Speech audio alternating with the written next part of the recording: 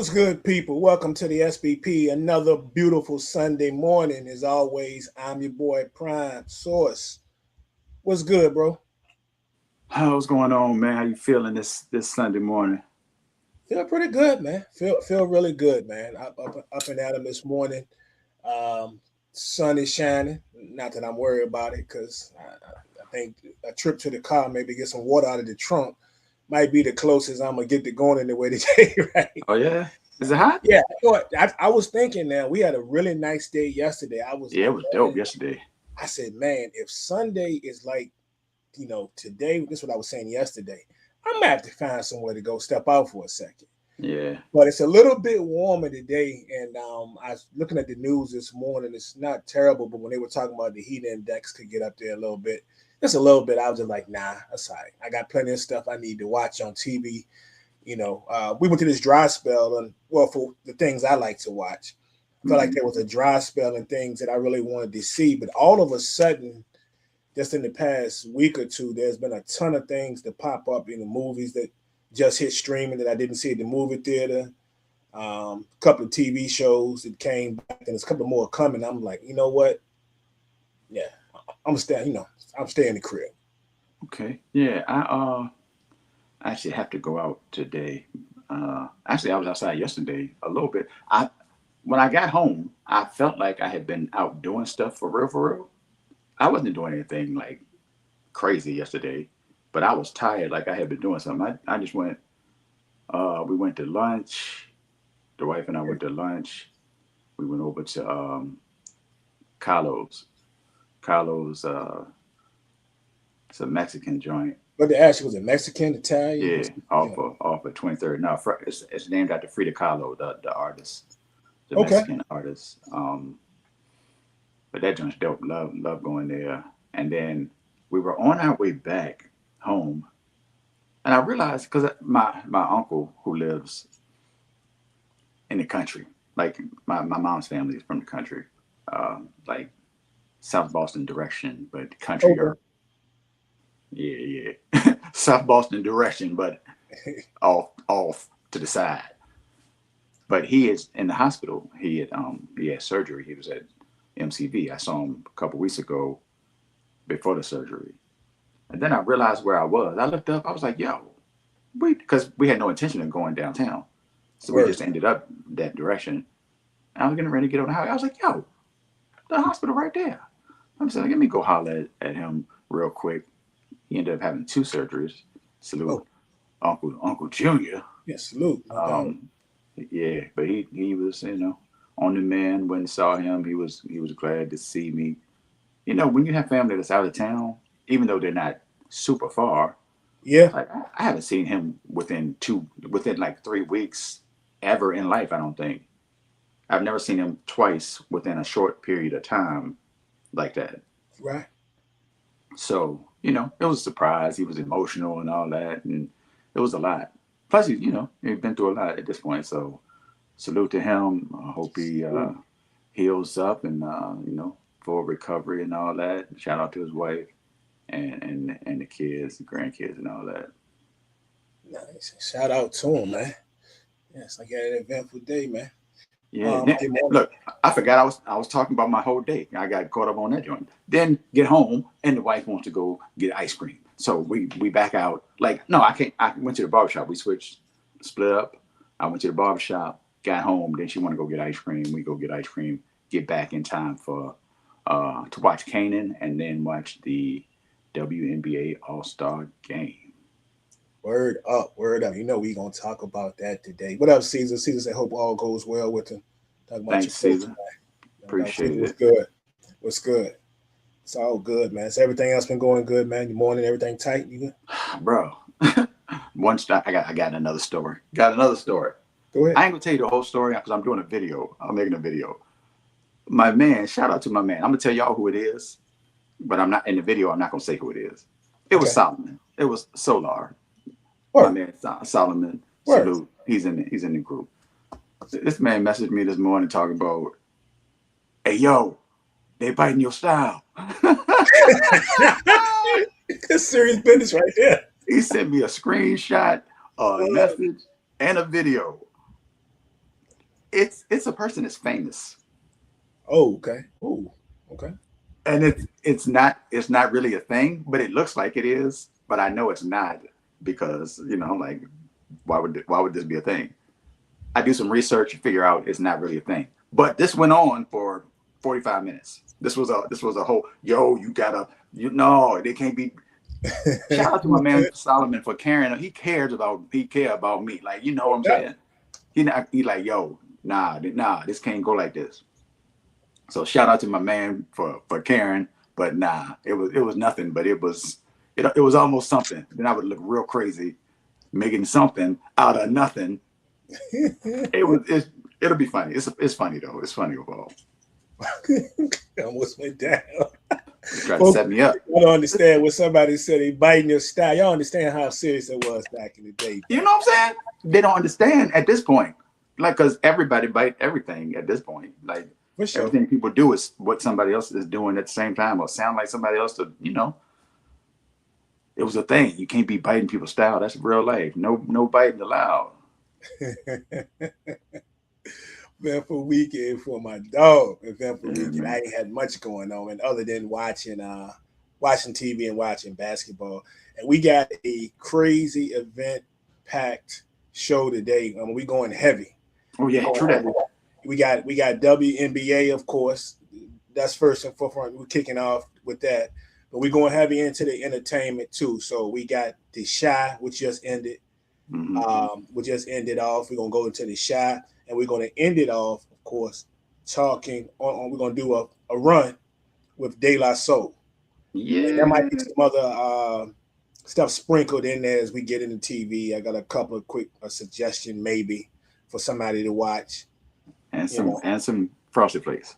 and some Frosted Flakes in full effect. I went with the something I hadn't had in a while.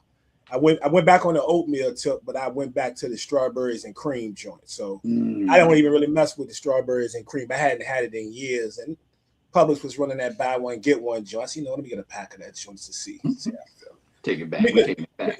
let me get a packet or two out of before it gets eaten up in this household. Because Nicole eat cereal, oatmeal, whatever, just like there's no tomorrow, bro. I I watch get her it. finish a box of cereal in like 2 days. Like that's how she get down. I You know what I'm understand. saying? I So understand. It be oatmeal like go that. out here too, bro. So shout out to Quaker. Well, bro, let's get into it, man. Let's get into the WNBA. So, of course, it was All-Star Weekend on Friday and Saturday. Things went down. Quite an eventful week. I'm gonna give a shout out. We talk about on this show all the time about content creators we may like or not like. I will, whether I follow your show or not, I will give a shout out to everybody who made the trip to Chicago for this thing because the content was heavy, bro. Like it was heavy. A lot of the folks that I follow on the regular, and some people that I don't really follow, but they pop up because it's a subject. They were out there, man. They was out there in the press conferences. They were out there at the events. They was out there trying to get their hands on the Angel Barbie doll out there. Shout out to the NBA as a whole for having so many events that featured even folks who weren't all stars.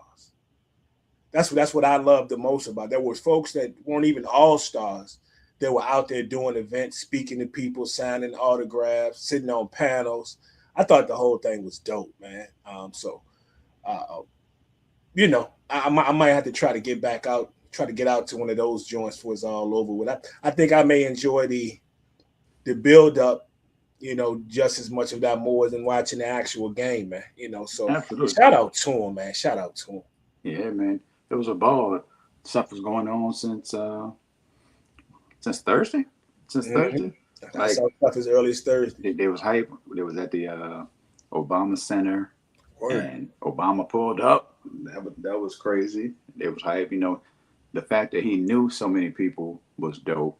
And I think it was Kyle. Kyle was like, he knew who Marina was, which is wild because, how you know Marina Mabry? Don't he have stuff to do? He got stuff to do. Well, maybe not as much as he used to, but he got stuff to do. But he knew Marina. He definitely knew Paige and Angel and Asia, the regulars. So That was dope. Then he tried to D up John Quill. That was funny. With some as my wife calls them, some slickies. He had some slickies on his feet with some jeans on, trying to D up John Quill.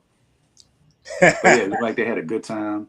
Um, of course, the stud buzz went crazy with the live stream. What was it, 72 hours? I don't know how long. They might still be going. I have no idea. But they always capture some interesting footage. There's always something going on. Got people taking shots, people in the club, people pulling up, twerking. Like there's a lot going on. It's a lot. But we here for it. We are entertained by the WNBA. So shout out to the ladies. And shout out to the Stud Boys because they've created something that can last pretty much as long as they wanted to. Like, Yep. even though they're not together on the same team anymore, just the fact they can still come together and do their thing, especially during All-Star Weekend and get out there and have fun with everybody. And man, look, they was having that. I'm surprised they was walking from what some of the stuff I was seeing. Man, out there getting people tipsy. Got a baby girl paid. Got AZ out here taking shots. I mean, they out here. I'm like, oh wow, they going. It's going down out there. But That's what everybody they do. seems to love them, man. And shout out to them, man. Shout out to them. They even interrupted the post game Yep. last night after the All Star game. They're a wild pair. But yeah, shout out to them for creating that content and creating that entertainment for the fans. Yeah. So, but yeah, like I say, I checked in on a couple of people's lives, just regular content creators, and to see what they had going on. Shout out to the most controversial Angel Perry, but Angel Perry don't give a. I don't know if you know what Angel Perry is, but Angel Perry don't give a about what nobody got to say. She's a diehard. She goes hard for Atlanta. Loves Angel Reese, especially since last year. Angel Reese's mom recognized some of her content and saw her at one of the events and showed her some love, and got pictures like this made her her whole year last year, and this year she was there. Shout out there. She said some things that some people not gonna like, but she don't care. She pulls no punches. She gonna say what she gonna say. So shout out to Angel. Shout out to Keita. New Keita. She's from Chicago, so I know she was gonna be there. She did go to the All-Star game last year. So Keita loves sports. Shout out to her. She was out there. A couple of other content creators as well, but they got into a lot of the events. Even Keita going down to some of the vendors and just showing you what they had out there vendor wise, what you can buy. And the selection was crazy from just regular apparel to all-star apparel. So shout out to all of them, man. That's dope. Having that many people following them and doing that thing, man, and going hard. So I loved every minute of it, man. But when we got down to Friday, man, of course, it was the actual Friday night. We had the skills competition and we had the 3-point contest. And first of all, I'm going to tell you off top, I thoroughly enjoyed both of them. And I don't know how you felt about them, but I thoroughly enjoyed both of them. The WNBA continues to try to tweak some things and improve upon some things, and I'm gonna salute them for that. But the skills competition was actually fire, in my opinion. And shout out to them folks down in Washington because they came away with the victory. We had EDD come back, Shakira Austin, and then the youngin, the high schooler Gigi Banks, was out here doing her thing, Gatorade Player of the Year in her state. So I thoroughly enjoyed that because she was hyped, man. She was out there hitting buckets. I think at one time when she hit like 3 of the 4s in a row, I believe, something like that. So yeah, she hit 2, and I think she hit 2 back to back in the first jump. Yeah, she was out there hooping. EDD was getting busy though, like they said afterwards. They were like, somebody might have to try to scoop her up, sign her to a contract. Retirement. She said, I didn't say yes, but I didn't say no.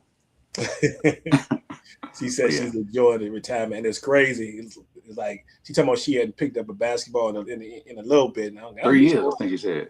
You should show me he's been in the backyard. Like she said, forget that mess. I got stuff to do.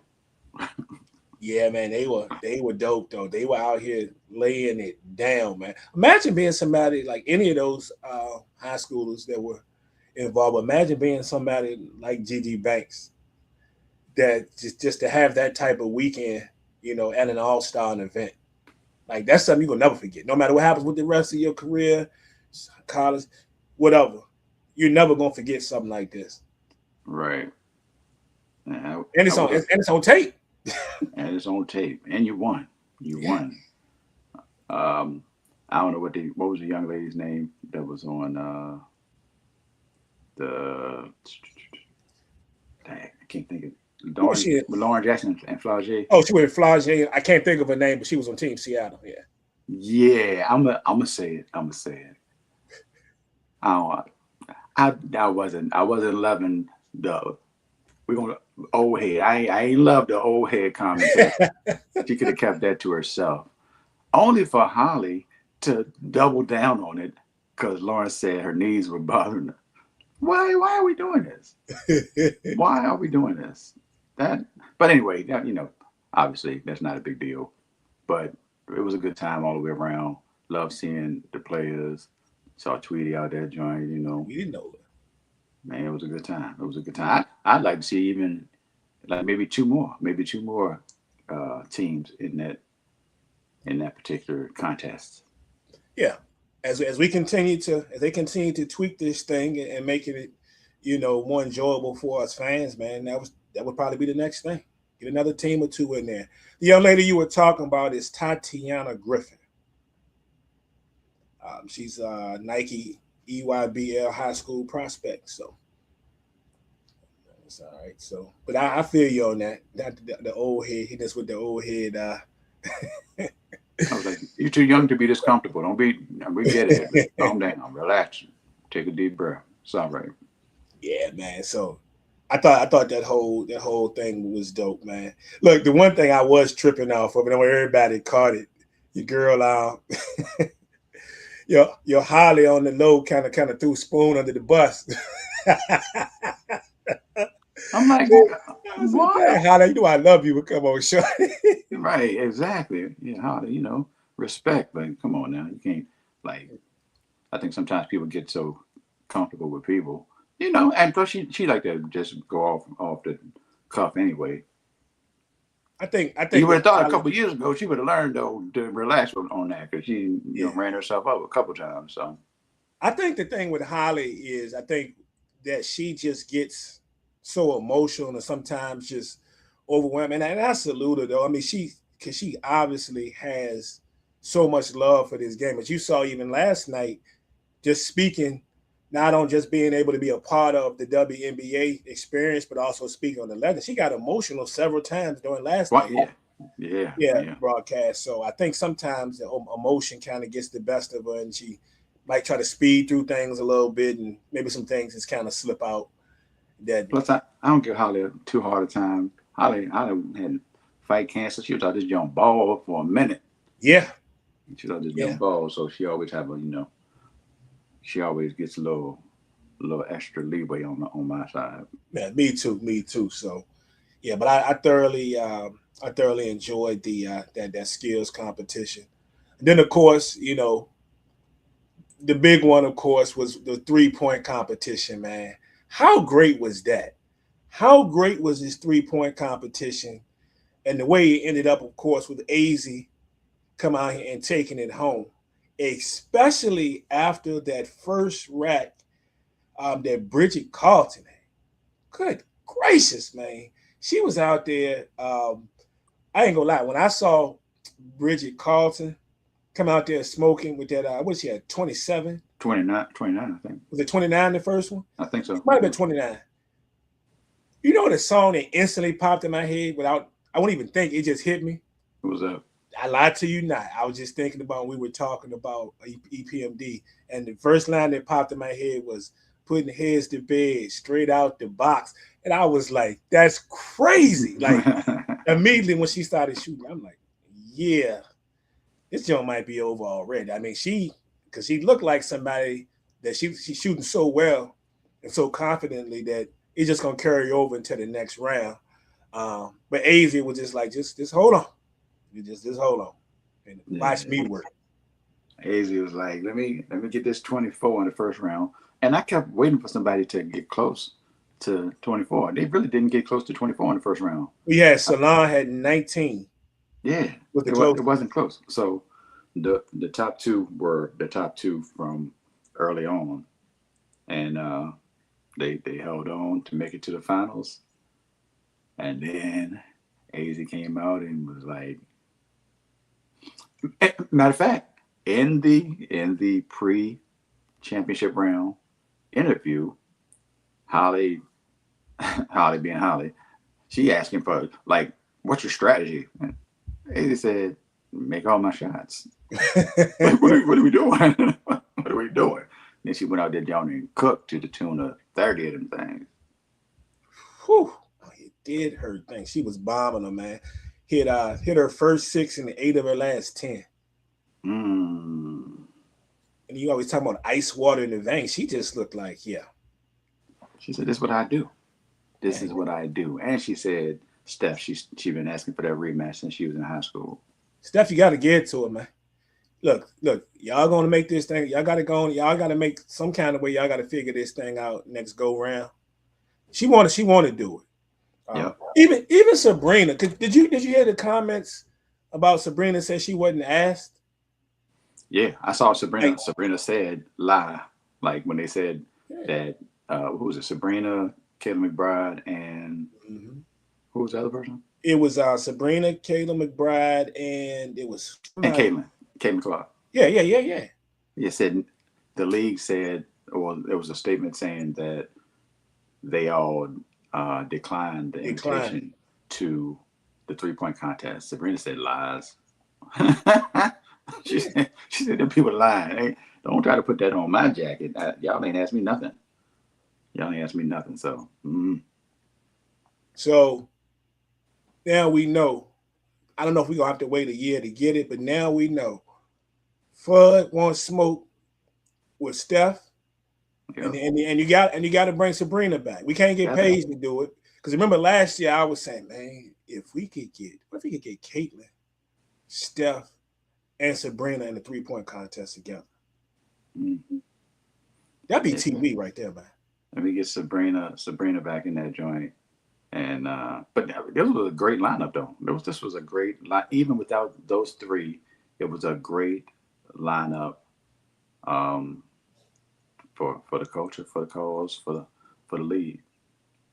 Money Mabry, Ryan Howard, Bridget Carlton, AZ, Letitia Hatterman. Yeah, so at least, right? But a big win for the WNBA as well. Like, I mean, why not? Why not? All the controversy on who should have been the first pick, shouldn't have been the first pick. Look at AZ, can't get no minutes. She's not starting. So now, since she's gotten the starting lineup, we see what she about. Not just offensively. She played defense. And to come out and have a rookie of her caliber come out and win this 3-point competition, that's a double win for the league, for real. Yeah, first rookie to do it. Yeah, only the fourth to compete in the competition. Only the fourth rookie to compete in the 3-point competition. So the first rookie to actually bring home the hardware. So congratulations to AZ Flood. So 2 up, 2 down, baby. No doubt. Then of course we just roll right into the basketball game last night, which is of course as expected. A lot of controversy. A lot of people got things to say about it. The one thing that you knew was going to happen, and of course I saw a lot of it, was the folks the newbies again, the casual fans that are making all these comments about them not playing defense. And granted, I'm not saying that a fan of somebody's been watching the game can't have the same complaints or the same feelings about it, but the way that these folks were, what they were actually saying on some of these comments, a lot of these comments I was seeing on social media, they're not playing the defense. They're not doing this at the third line. Yeah, so did you really? You don't watch this a lot, do you? You don't watch any All-Star game in You don't any watch sport. any All-Star Because games, do you? who plays defense in All-Star games? This is just one that people love to critique, especially because they always got something to say about it anyway. Yeah. So when is the next? So because remember we talked last week, and I said, well, hopefully we can get some type of defense, a little bit of defense. And we knew that went a couple of years ago when we had when they played the U.S. team, Mm-hmm. and of Oh, for course real. the U.S. team actually lost in that game, but there was some defense play because some people, I'm saying, they weren't on the U.S. team. Those girls, like, they had something to prove. They wanted to make a point. Now, granted, I think we got with the world joints popping off in 28, I believe. So maybe Mm-hmm. after next year, I believe it is. I have to look it up. But so we might get it then. I don't know what we're gonna get next year, defensive wise in the game. So I imagine in 28, or the next time that we have those games, I believe it is 28, that we'll see that. Here's the thing. It doesn't matter at all. I say the same thing in the men's joint. Like the men's joint, like they've taken it to a new level of not playing hard. Like they've gone too far with not playing hard. I mean, at some point, and that's why they try to switch it up and all that. I get that, but what do you want them to do? As soon as they play hard and somebody twists an ankle, you're like, oh, well, see, everybody out here trying too hard in the exhibition game. What? Nobody's gonna be happy unless something bad happens, and then it'll matter then. But people want what they want. They want All-Star games to be real games like the NBA championship or WNBA championship, and it's not that. It's an exhibition. That's all it is. That's all it is. Anybody trying to get hurt up out there for y'all to have something else to complain about. And of course, Angel. So Angel getting a lot of criticism this morning. Scored 1 point. So they, when she played, she went scoreless. I'm sorry, she went scoreless. In the basketball game, she played 9 minutes, and there's people just making a big deal about that. And I'm like, y'all just looking for something to pick.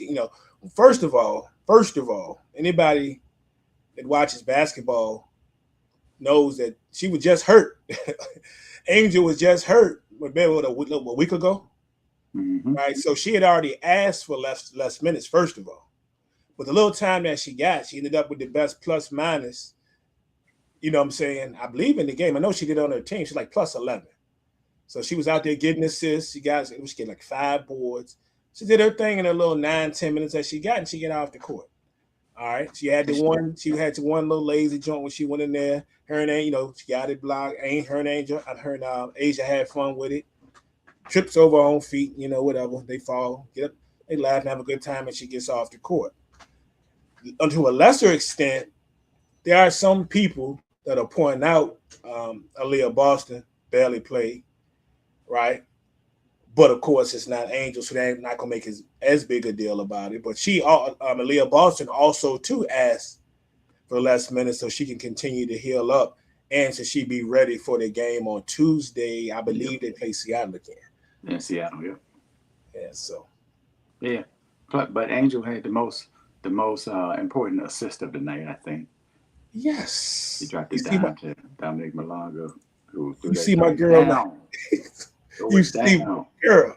Hey, I wish I'd have grabbed the other photo because it's one that I saw online where they had not only this pitch here, but it's widened out where you can see Angel in the air at the same time. Yeah. That picture is crazy. Like that's the type of joint for real. If you're a diehard, that's the type of joint that's a poster. Might suit. Somebody might put it on a t-shirt. Like, Put it on a T-shirt. yeah, I'll you got put it an on a angel in the T-shirt. background, fully off the ground. I'm gonna put it on a T-shirt. Let me see if I can do it. You get the wife to do it. Shout out to Dom. Make it look easy out that bad boy too. Yeah, she was about to dunk a couple times, but I think she had it in her mind to dunk a couple times, but it didn't work out. But she threw this one down. Salute to her. Dope to see. Man, everybody did their thing, and I appreciate it. I enjoyed the game. Had a good time. Shout out to I love Dom in the couple of interviews that I saw for her this past weekend. You talk about a young who totally respects and appreciate the opportunities that are being afforded to her. It's her. Mm-hmm. It's Yeah. her. She's like so grateful of not only the current WNBA stars, but also, the vets as well. So, I love when they interview her, but she's really getting more and more confident in the game, but she's truly humble too. So keep doing your thing, Don. Keep doing your thing. You're gonna make me look smarter in a minute because I told these people you about to be one of the top five, and I said 2 years, so you got another year after this. I said made a comment this year, so you got another year after this, but I'm still hedging on you being one of the top five players in the league once you fully, you know, once you fully get this thing going. But yeah, I appreciate it. Yeah. Um, and man, where I am mad at myself too is I didn't pull it down. Did you see the? Let's see if I can put. Did you see the slam photo with Mm-mm. uh with her, Flage, and Fawn? Mm-mm. Nope. Oh, let me see if I can grab that joint real quick. I post a lot of the slam covers because I think slam be on point with a lot of these, man, showing these athletes love, especially the ladies. Let me see if I got it here real quick. Right. Now I can snag it down. Since you mentioned Flage, shout out to Flage for um, the way she been hooping lately, for real. Oh, for sure. Flage is definitely on the way up, bro. Yeah. Definitely on the way up. Let me see. I think I might have it. Give me a sec. Yeah, I'd like to put it up. And I was going to say this joint, if I can get it here, is a joint. We talking about stuff on T-shirts. Mm-hmm. This is a joint I would say be a nice T-shirt for somebody. But shout out to Slam Magazine because Slam Magazine actually has T-shirts that you can get. Like they put their T-shirts out. Give me one more second here. If I get it to come up, I might not.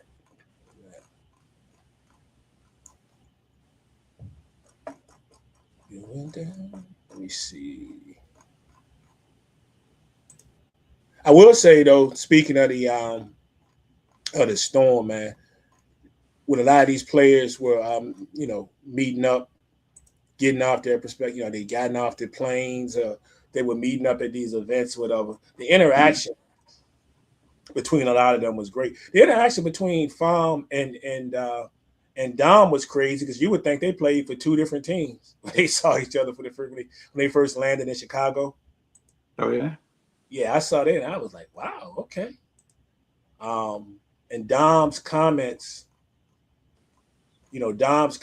about giving Dom now our comments about giving Dom so much praise and vice versa about how they knew each other and played together and before in international competitions and all that. Right. I thought was dope. Let me see. Let me try one more thing here. If not, I just had to post it later, man. But I just kind of wanted to put that up there. Oh, there it is. Let me see. Well, I'm trying to pull this picture. Was anything else that you liked about the weekend, man? I enjoyed everything that I saw.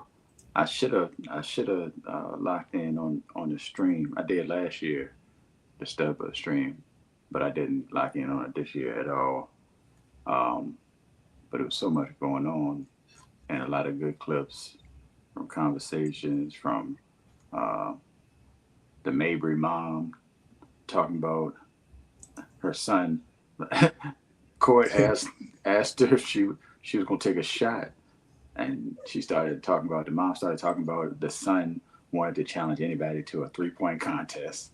And it's like, no, a shot, a drink. Are you going to? I was like, man, she tripping. That was funny, but yeah, it was all good. I enjoyed all of it where it shows their personalities alongside their game. I appreciate that. Boom. That's fire. That's That's fire fire. right there. Yeah, they talking like they had comments where they were talking to. They had an interview. They were talking to Don, and then they talked. I saw one with Farm, and both of them stated just how much they love playing. And they mentioned Flage too, playing together, and how they feel like the future was bright. And I agree. I can't wait. I hope we can get a chance to have these three together. At least a couple more seasons. You know what I'm saying? A couple of seasons. Yeah, well, you got two rookies in the second year, so we got at least one more than likely. Ain't nobody trading none of them. Yeah, so at least one more at the very least, I would think. Yeah, but that's fire, man. I never thought I'd be hyped to see Seattle do anything. I've been hyped to watch Seattle in anything since Sean Kemp was. And I love when they play. I'm watching. So shout out to them. What else we got? Other than that, got to show some love to one of my peoples. I always had a special space in my heart for Jonquel Jones, man. Jonquel Jones, and I'll be the first to admit that there's times I look and people who make some criticisms of Jonquel Jones, because sometimes she just look like she tired. And she might be getting up there in age, might be a step behind sometimes on the court, but then there's sometimes she comes out there and just show you that, I do this. I didn't win all these accolades and these championships just by not being that girl. So, and Jonquel went out there and captured that MVP last night, going at it. She was close to a double-double too, man. 22, 13, and 8. To a triple-double. You're right. Thank you. She was close to a triple-double last night. I thought she was going to get it for a minute. I said, wait a minute. She had 7 assists right now? Oh, she might get this thing. She didn't, but she got that award, man. So sorry for all you people out there that thought Caitlin was gonna get it, because I had my one of my feeds up I was watching, and there were just people just going all off. Hey man, no, that's robbery. This and that. Caitlin should have got it. She was shooting them deep threes, and I'm like, okay. Why? And I figured that would be the case, but I mean, why? That's all. I don't. It's what they want. Why? Because she was shooting deep threes. I mean, that was cool. She was shooting deep threes. She also shot the first 3 shots of the game. She also shot a bunch of them joints just off the dribble down. So, and she was 5 for 17. It ain't like she was out there shooting from deep and knocking down every shot. Well, you know how it goes, bro. You know how it goes. If she would have won the MVP, then there's another accolade that they can wave in everybody's face.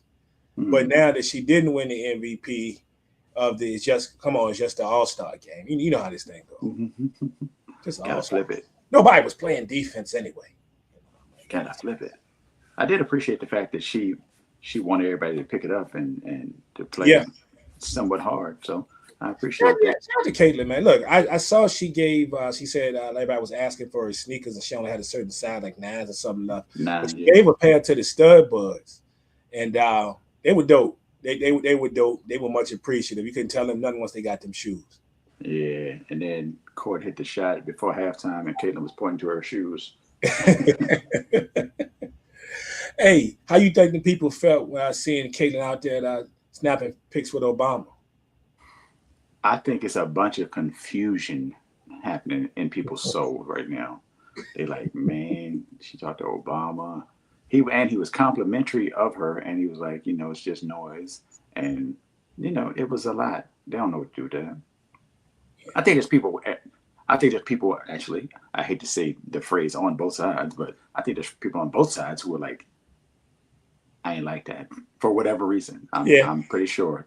I think I still think that it stung the CC contingent a little bit more though. Maybe so, but definitely people on both sides who felt some type of way about it. Speaking of Obama, did you hear Angel Reese talking about them in the plane situation? Mm-mm. I believe it was the plane, if I remember correctly. So they said she had gotten her moment where it said that I believe they were on the plane trying to land or on board or whatever, off board, and they told them they had to wait. They said because we got a VIP situation, and Angel was just like, "Yeah, but we VIP too. What are you talking about? This is what we here for." And they said it's for President Obama, and she was like, "Oh, no, that's different." My bad. Yeah, they held everything up so Obama and them can get in that bad, get out that bad boy first, and but then the ladies that were on the the planes and stuff, the WNBA players to get off. So I thought that was dope. And it's like, oh There's levels to this thing. yeah, man, it's different. Yeah. 19,783 people in attendance, Mm. and that's crazy. Now, what people don't realize is, even though that's the largest crowd in history, back in 2007, they did over 19,000 too. They did 19,487, and Mm. that was back when the game was at the Verizon Center in DC. Wow. That's dope. Yeah, so they'll never let the people tell you that the only reason they did them numbers is because of certain basketball player, right? Yeah, it's happened before. We talking back in 2007, put up numbers. So I remember DC showed out too. I remember they showed out for that bad boy. It was packed out there, so Mm. seeing everything. Team Spoon with the 129 to 122 victory. And that bad boy, Caitlin 17, Alicia 19, Olivia Miles 11 points, 12 boards What, for eight assists? Eight assists too. 8 assists. Did you hear her when she said they asked her how the experience was and all Mm. that, and she was just like, "Yeah, yeah, I think I do it again," like or something like that. I'm like, okay, I like the way that came out. Like, Mm-hmm. yeah, I do it again. I'm doing it again. I'm like, okay, so you just know, like, How without back. being, really, patting yourself on the back and being bragging. She goes, yeah, I know I'm that good. I'm gonna be back here. So yeah, I'm like, really, you saying, try to pass it off like, hey, I wouldn't mind it again, but you're gonna do it again. I'm saying? So shout out to Olivia Miles, man. Yeah, no doubt. Kelsey Mitchell, man, Kelsey Mitchell. Yeah. I know I give these people a lot of praise, source. And she had 28 points for Team Cool, but the way she conducts herself in interviews, you gotta love it, man.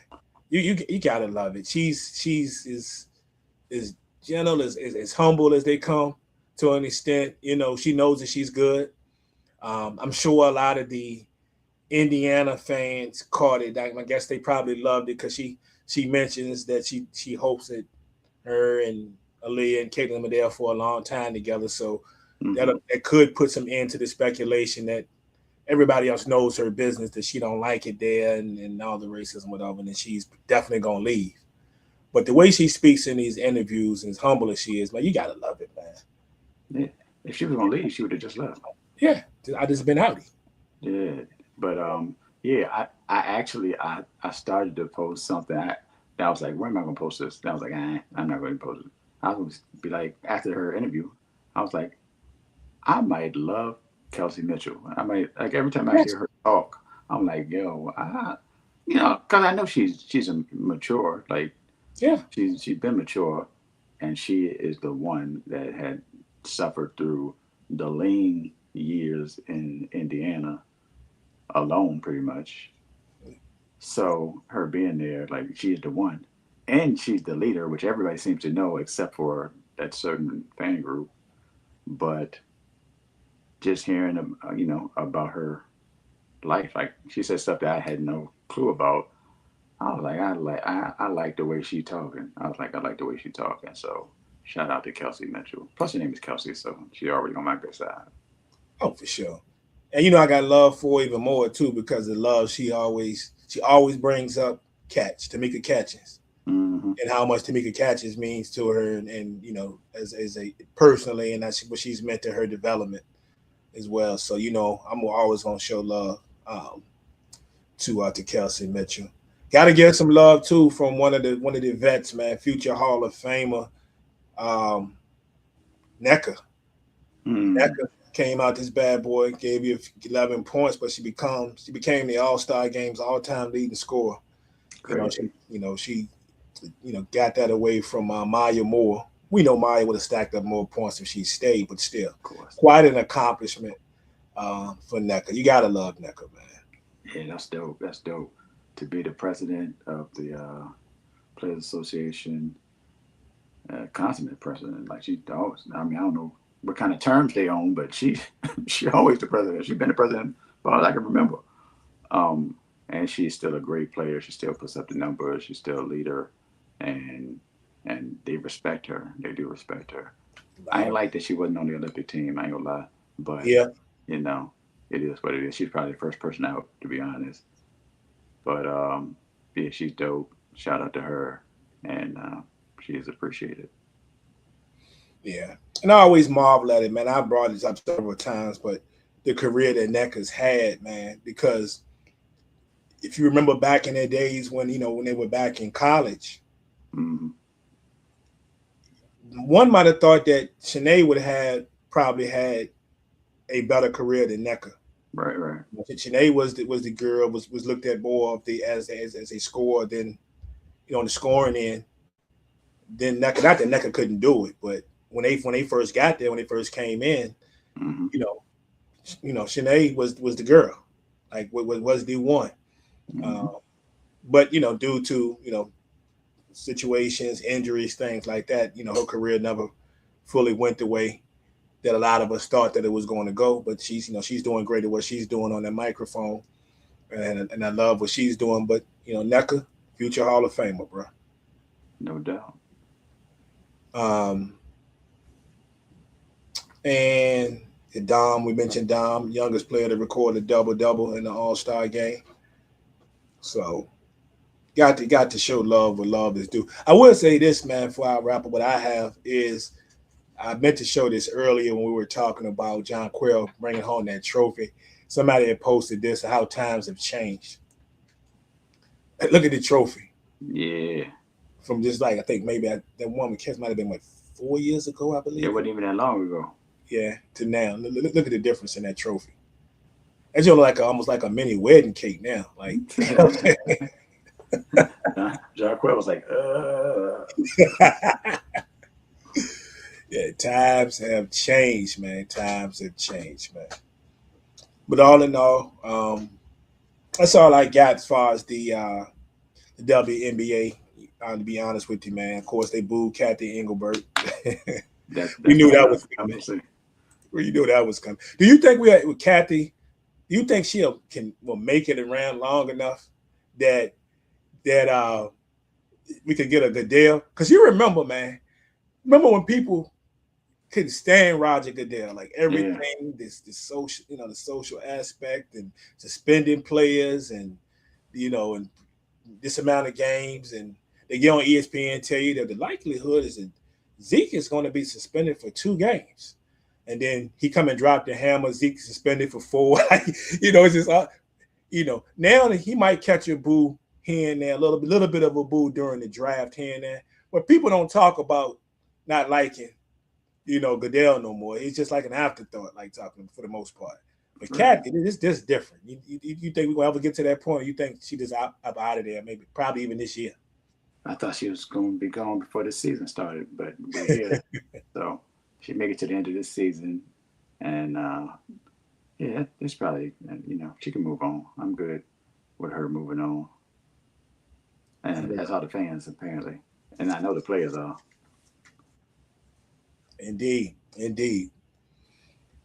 Let's move on real quick just to get some love to some players.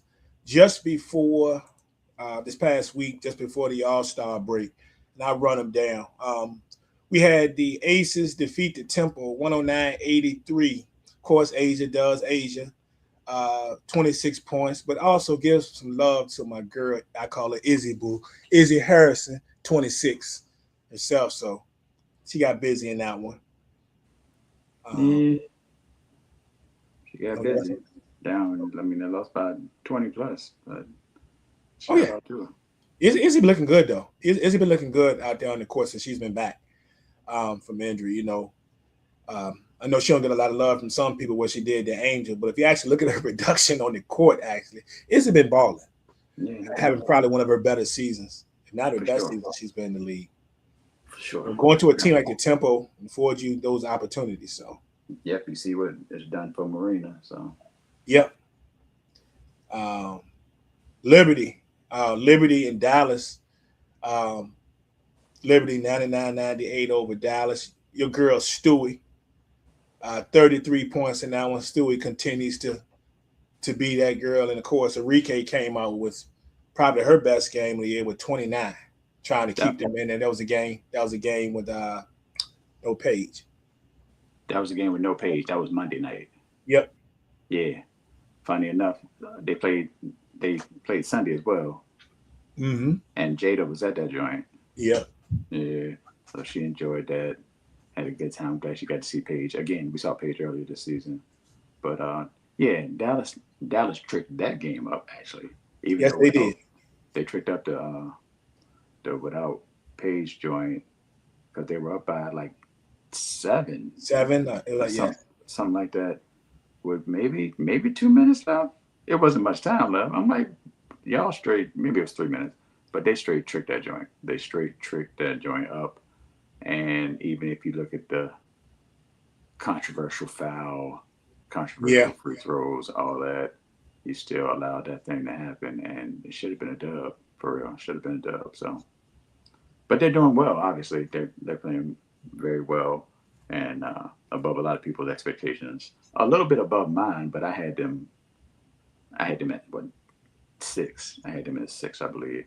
So them being this good, I kind of saw them being good, but they're doing You very did. well. You Shout out to mentioned Jess. it. Jess making a difference. Jess, yes, stay on that. Yeah, Jess, triple double this week. She had a triple double this week. This past week again, another one, 18, 15, and 10. Yeah.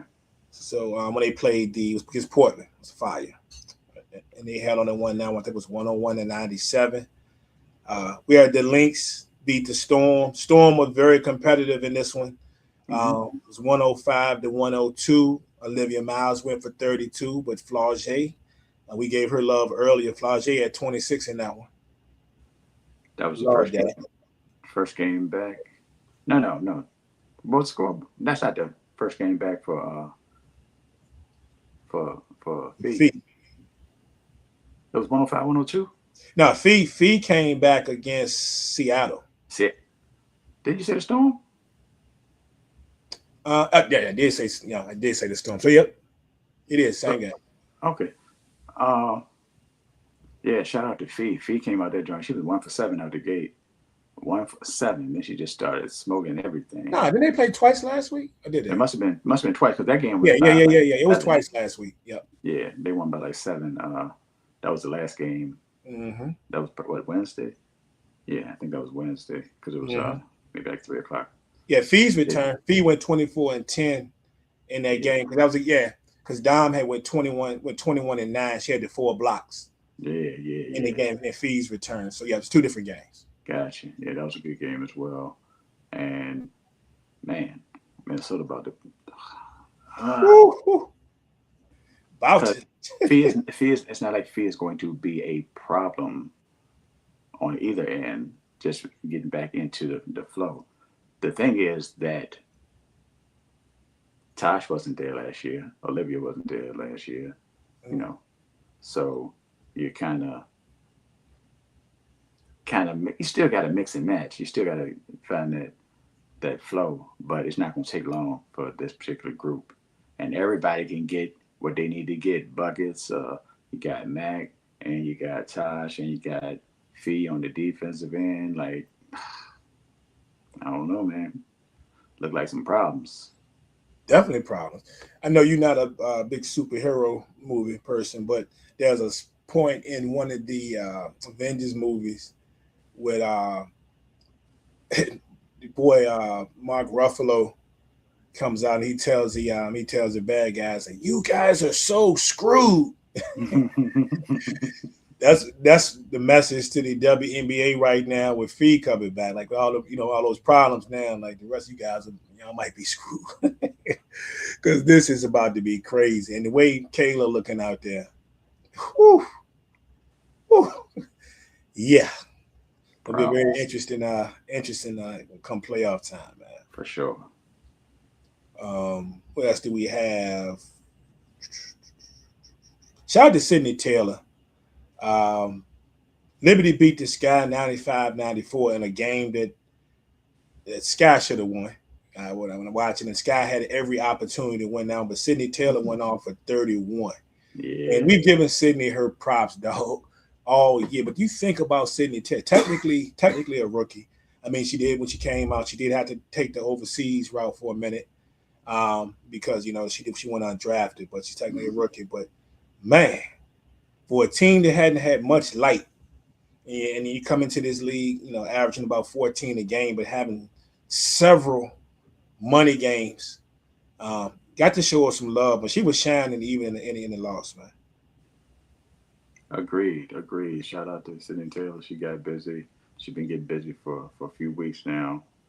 Um, but yeah, regardless of who on the court for Chicago, they're gonna be bad. That's just the way it is. Like I don't know what else to say.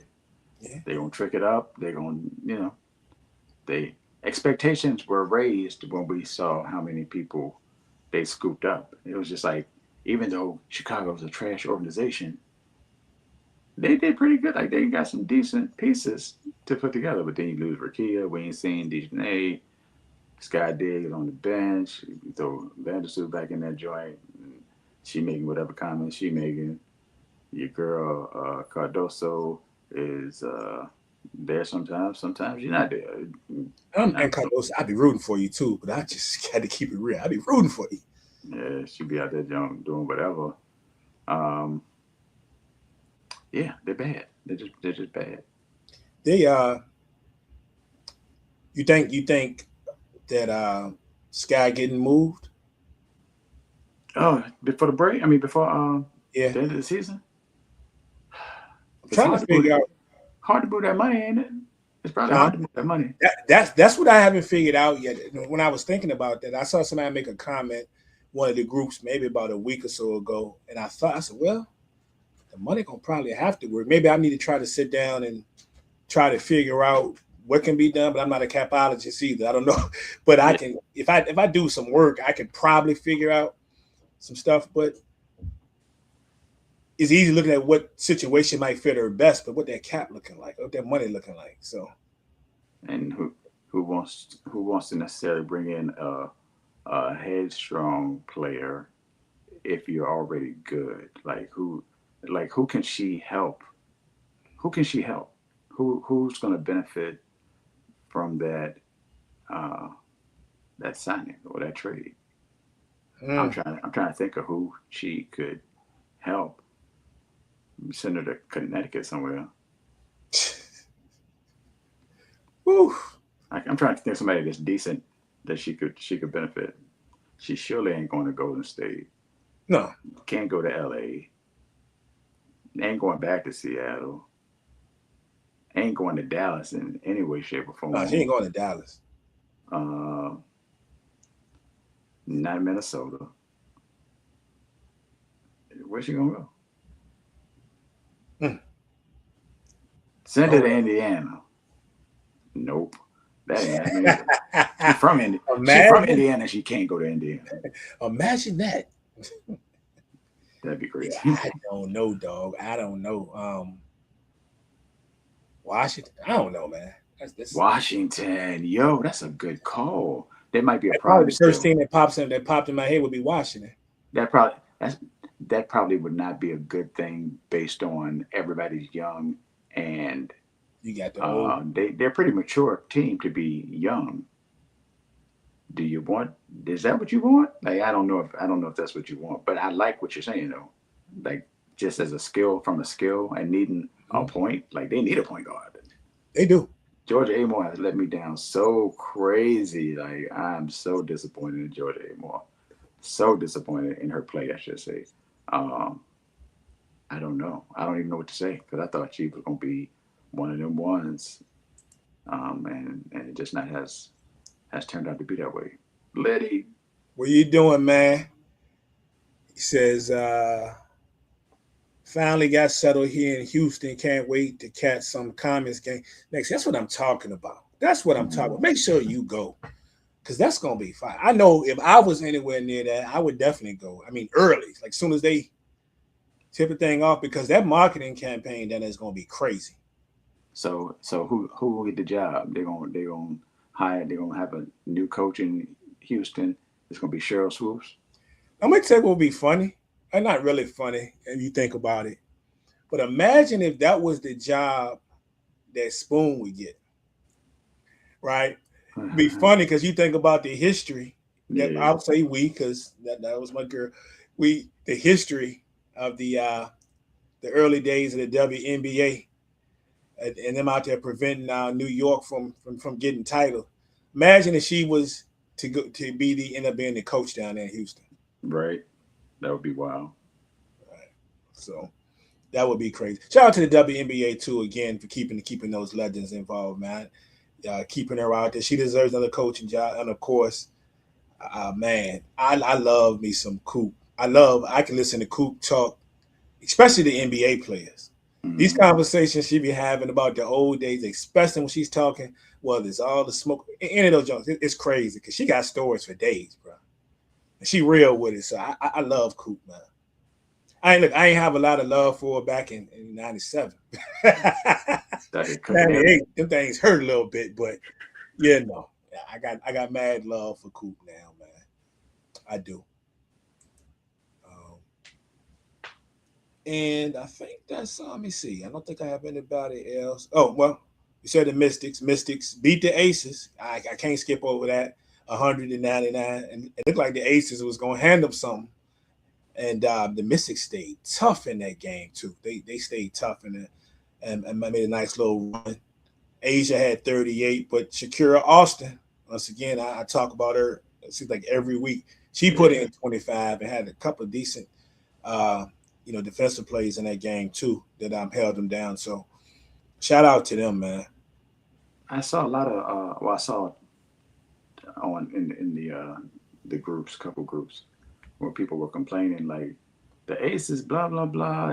Why they need they didn't wear the bench. Why ain't nobody else? I'm like Chelsea, Jackie, and Asia shot like if I remember correctly, 45 shots between the three of them. It was like 17 shots between everybody else. I'm like, what do y'all want them to do exactly? Like, how many points you expecting to get from 17 shots?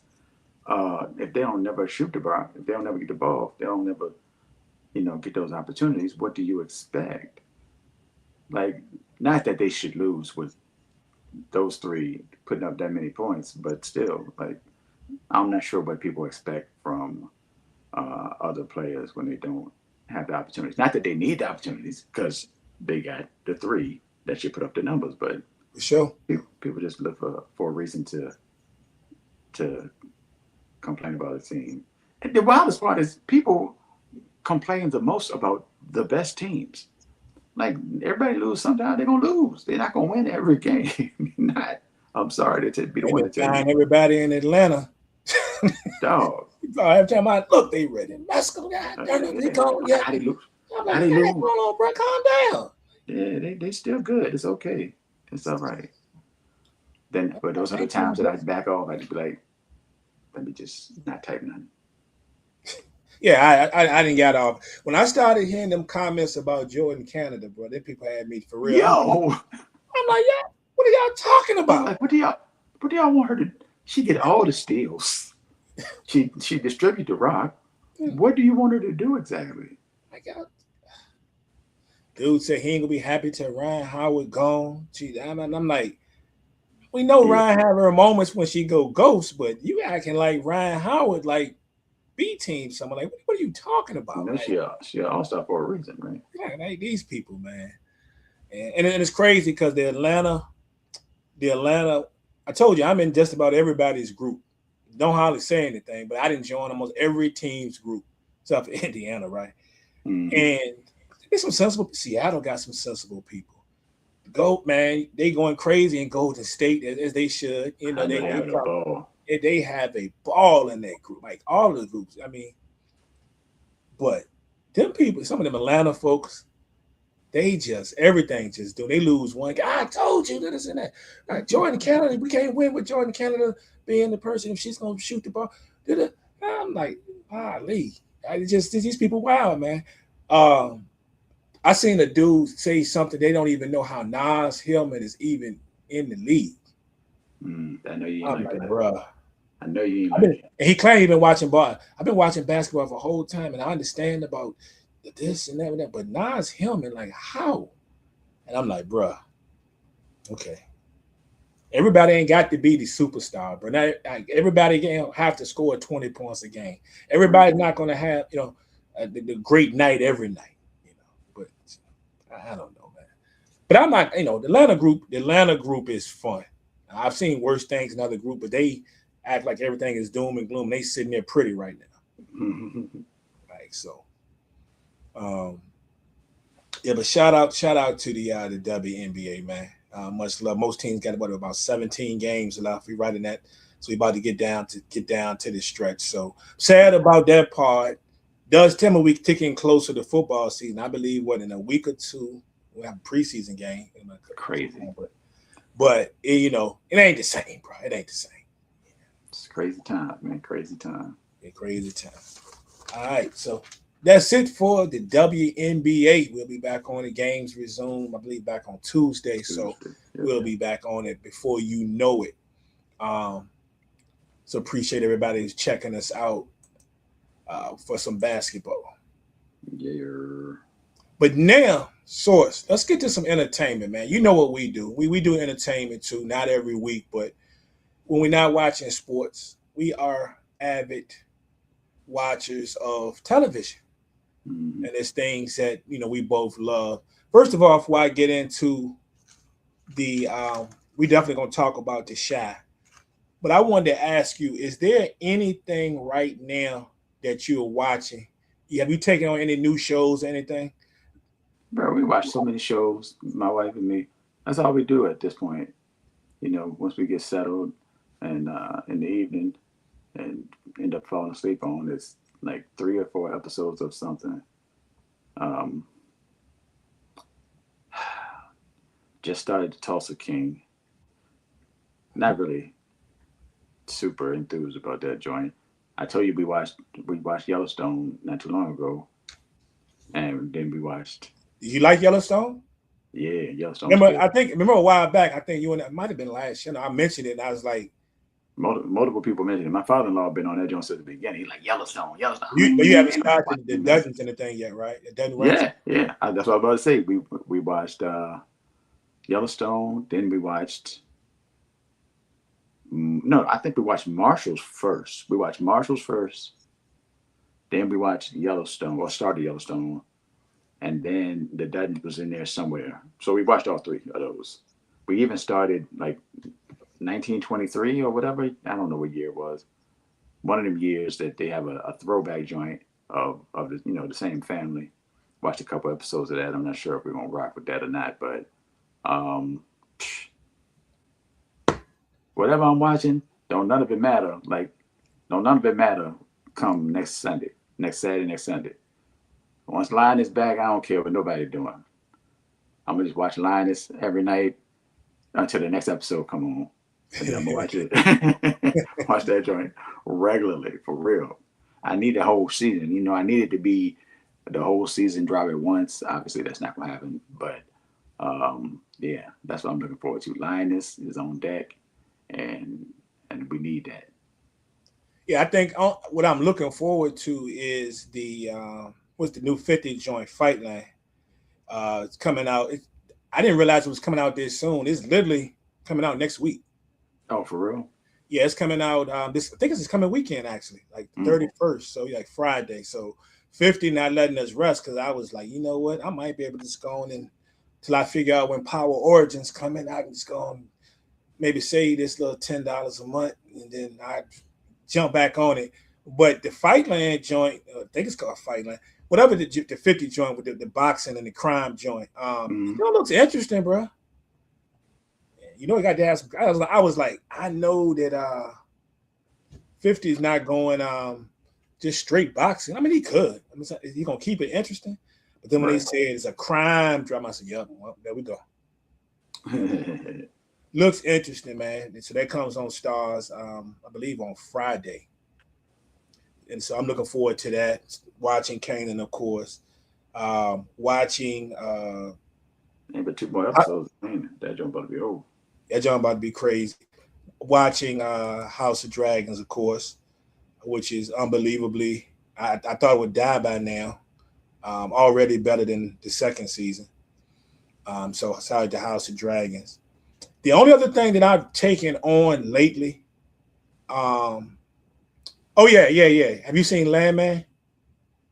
No. It's on Paramount. I think when you said, I think it's on Paramount. You mentioned the Linus. I thought about it. Yeah. Liddy asked about that. Landman is. I've only watched 3 episodes because everybody kept telling me when it was first came out, you need to watch it. And the 3 episodes got me like, damn, it's y'all crazy. Oh yeah. Yeah, Because it was one of those shows. We was looking for a show like last week, which is how we ended up with the Tulsa King. But after we finished, I hope I hope they find you. I will find you. Something I like will that. find you. Yeah, I That we saw that. just we watched that joint, um, and then it was like we need another show. And we went through every joint. We got every joint in this joint. I don't know how or why we spend money on these particular things. I know some of them come free with the phone, with the phone, uh, cell phone package. But between Apple TV and Paramount and Peacock and Yeah, Prime and Netflix and yeah, Hulu, we were still like, man, ain't nothing. Where's the show? Where's something that we yeah. haven't seen I've that we had can those watch? moments. I've had those And moments. Like Landman was one of the ones. I was like, "You want to watch Landman?" And he was like, "I mean, it was like I knew people had talked about it, but I hadn't tapped into it, and it didn't look like something that I would necessarily watch. So we didn't end up watching that. But I'm sure we will in the not Yeah, so Liddy. distant future. Liddy said he couldn't get into Yellowstone, but Landman has me hooked. Um, Uh, Yellowstone, when we saw it was 5 seasons. At first, we was like, "Yeah, we ain't gonna make it through this joint," but then we started watching, then got kind of interested, and it just kept on going, and yeah, we not ended up bad, being not on bad. the farm. Yeah, Landman interesting. Got your boy Billy Bob Thornton in it. Um, uh, Ali Lauder's in it. What's my man? Legend. Sam Elliott. The unmistakable voice. Yeah, Sam Elliott. He's one of them people like him, Morgan Freeman, James Earl Jones. They can do a commercial. You never see him, but you know you know instantly what who it it is. is by the voice, right? That's Sam Elliott on that insurance commercial, whatever. But It's um, wild because these seasoned veterans are in these shows. Like Kevin Demi Moore's Costner, in it too. I'm like I mean, I guess there's nothing wrong with it, obviously, but it's like they've been doing this. They've been doing this for years. That's what they've been doing over here on Yellowstone. Like, what are we? Okay, Yeah. I ain't know. Yeah, the only other thing I'll say that I started watching is this, and only because of Will Ferrell. It's a joint called The Hawk, I right? see. It pops up on Netflix as like number one when I turn the joint on. So I'll tell you this. So I'm 5 episodes in. I'm not telling you it's the funniest thing on TV. It's one of them things if you go in and you realize it's Will Ferrell. So you know what type of comedy you're going to get with Will Ferrell. So it's Then it's stupid. cool, right? Has it blown my socks up? No. But is it funny? Yeah, I think got some. It's funny. It's fun. It's just it's Will Ferrell. So Right. it's a mix. You take you know, of course it's golf, so you take some Happy Gilmore and maybe throw in a little of some of his movies. The way he's going to act like semi-pro. You throw in a little bit of Talladega Nights. I mean, that's my joint. I'm very Mm. underrated out of the Will Ferrell joints. To me, Talladega Nights is definitely underrated. And it's funny. He basically is a over the hill golfer that used to be the dude. Mm. He's not trying to stay relevant. And his son plays golf too, and then it's kind of dealing with his ex-wife, son, and him trying to stay relevant. He takes on a caddy who's just a nobody, and he's doing crazy stuff. So you know, but 5 episodes in, I definitely finish it out, and it's decent. It's okay. It's okay. So Word, word. all right, but enough of all that, bros. Let's get to the meat and potatoes, man. We gotta talk about the Shy. The We gotta shot. talk about the Shy. And of course, I already know you had a chance to watch it. I usually watch these TV shows, man, like Nat, Raising Canaan, anything with power. I make that a habit to watch them like when I get off of work. But I knew I would be unable to stay away from major spoilers.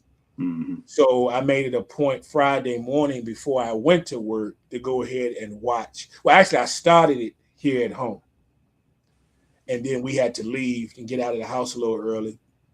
And so I got to work, grabbed my coffee, donuts, and I finished, the last 30, 35 minutes of it at work. Before I was at work early before we opened, so I ain't had to answer the Right. phone. Matter of fact, I sat in the dark in my office and watched it. That's just what we're talking about here, right? And what a finale it was, man. After 8 seasons, hard to believe this thing started in 2018. 2018, and we got into this point. And it's over, dog. It's gone, folks. I mean, it's gone. Shout out to Lena Waite. Uh, she put on a show that I'm gonna be honest with you, I didn't know how involved I would be with this show, how into it I would be. Because I don't know when you started. I didn't watch the first season when it first hit. I watched the second season when it started and then it came on. Mm-hmm. I watched the first episode of the second season just because it was on. It's kind of interesting. So I made it a point after I watched the second season, the first episode of the second season, to go on a run that week and watch all of the episodes from season one. Gotcha. And I was hooked ever since, man. But definitely safe to say that I became a fan of this series, man. What about you? Yeah, I watched it since day one. Watched it since it first came on. There's been so many different iterations of this show. Uh, from the characters that were at the beginning to the controversy and people getting fired from the show, new characters coming in and taking over the lead, uh, to other characters then leaving. um, in the middle time frame, probably 4 years, 4 or 5, 3, 4 or 5, around that time. To how many seasons was it? 8. To how we got to the end of this. There have been so many different variations of this show. I've enjoyed it very much. It's the longest running black drama in history. Longest running black drama in history. And now I will admit, during those middle years, there was like a season, maybe even a season and a half of what felt like terrible writing. Yeah. There was some terrible writing in the middle, and there was some terrible writing in this season. Like bad, but knowing this season, I'm like, they're trying to wrap it up, they're trying to get to the end. I get it, but there was some bad writing. But I'm glad we got to the end the way we got to it, and it was, I was satisfied with the way it ended for pretty much every character across the board. Like it was a solid ending overall. Solid ending for the characters overall. I feel, in my personal opinion, for the hour that they had, because we talk about these shows all the time, feel like they're rushing things, right? Mm-hmm. I'm not sure what people was expecting, but we always talk about things being rushed. And yeah, they had to rush some things, but I felt that they did an outstanding job to cram what they crammed in one episode. Like, because granted, what's the likelihood? We don't always see a show where everybody has a happy ending, right? We don't. Mm-hmm. That's just what makes some of the greatest shows in history, where something happens that we don't want to happen.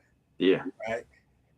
Or somebody dies right at the end, and like, that's gonna be on my mind. We go back to Snowfall and we see what happened to Franklin, and we like, dang, Franklin, this time last, you don't see Franklin like this. This is what happened. I mean, he could have just went broke or something, but turn this man basically into a drunk or a junkie, whatever. Yeah. Like, wow, people complain about don't like the Sopranos because they don't like the way it ended, and we don't know actually what happened to Tony. And people talk about that. It's regarded in some people's eyes one of the greatest shows ever. Some say it's the greatest crime drama ever. For me, it's The Wire, but Sopranos was dope. Mm-hmm. But in The Chi, in this finale, my first thought when the second it went off and the credits rolled, I was like, man, I never thought I would see a TV show cram as much as they crammed into one episode. Mm. And I'm totally cool with it. It was well done. Like for an hour. Shoot, the wild part is they spend so much time playing music and dancing around, Yeah. wasting time. I was like, they could have done more if they needed to. So they Yeah. definitely had enough time. Yeah. That was, you know what the biggest complaint. I don't know if you've looked on the internet. The biggest complaint that I saw, and I'm in a bunch of shy groups too. So where I just basically listen. Your whole timeline is groups. Yeah, I just get into groups, man. I don't comment as much on a lot of things anymore because people just so crazy on the internet. They just say anything. You try to make a point, you this, they cussing you out sometimes, or just because they don't agree with you, they don't misinterpret what you put. I don't, I don't comment a lot anymore. Right, right. But the shy groups, the one thing everybody's crying about is the fact that pretty much the whole episode was the wedding. And I'm like, oh, that's cool if that's the way you feel. But to me, it was genius because if you look at the entirety of the show and you look at what everybody went through and the whole vibe, this whole thing started out kind of on the low. If you remember when it first started, most of this was centered around we're getting to know everybody, Kev and the family, the kids and everyone. It was kind of centered around, death, right? This thing was centered around death. You had Ronnie involved. He was there. You had situation when he had killed a young man. It was it was mistakenly because his what was it? Because his stepson got killed. Right, And he right. saw that chain and mistakenly killed another young man. It was a lot of death involved. And we were getting to know the people, but they progressed over the years. When we get to this last season and this wedding, it was one place that we could see how everybody ended up and wrap up everybody, having one last look at everybody in one place instead of having to jump around and be in places. You see what I'm saying? Yeah, everybody's connected to I was about to say Jacob Lattimore, to Jacob and Keisha. Yeah. What is his name? Emmett. Emmett and Keisha. I was about to say Jacob and Keisha. Oh, I do that all the time, man. Yeah. So yeah, everybody's connected to them and an extension of them in some way, shape, or form. So they would end up at the wedding or connected to the wedding. So yeah. Think about it. When the season started, though, when the series started, we had young Keisha, young Emmett, right? Mm-hmm. You talk about the connection. We had Ronnie there, which we later on will become connected to Keisha. Yep. When he was still alive, it's just a lot, just everything. You know what I'm saying? A lot of connections that run through them. So to spend that much time on them and their wedding, to me, was genius. Yeah. Not mad at it at all. Not mad at it. And it allowed for Kev to come back, which was, very short. They showed multiple people that didn't even say anything. They just showed them being in the wedding or at the wedding. And that was fine. I think everybody that needed to come back came back. And I was not concerned about seeing Emmett's brother or what happened to him. He didn't need to come back. Nobody needed him to come back. Nah. Folks talk two things when you just mentioned. One, Kev coming back.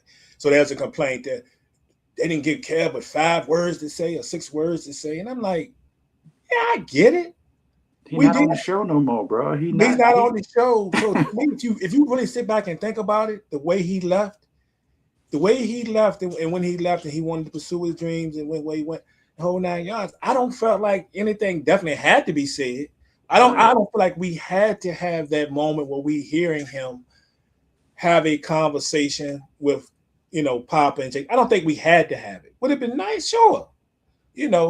But we're not fool enough to believe they've never talked. Like, you know what I'm saying? Like, we have to see their interaction. Like, we're led to believe, we're supposed to believe that when he first showed up, that's without a doubt, that's the first time that Jake and Papa saw him when he came home. Right. You know what I'm saying? Like they definitely didn't see him before the wedding. We don't know if he did or he didn't. Right. He might have stopped by and seen his people before. You see what I'm saying? But just because it's not on there, oh, Kev just popped up. Just pop. We don't know that. These people, but these people crazy, man. Um, what else on there?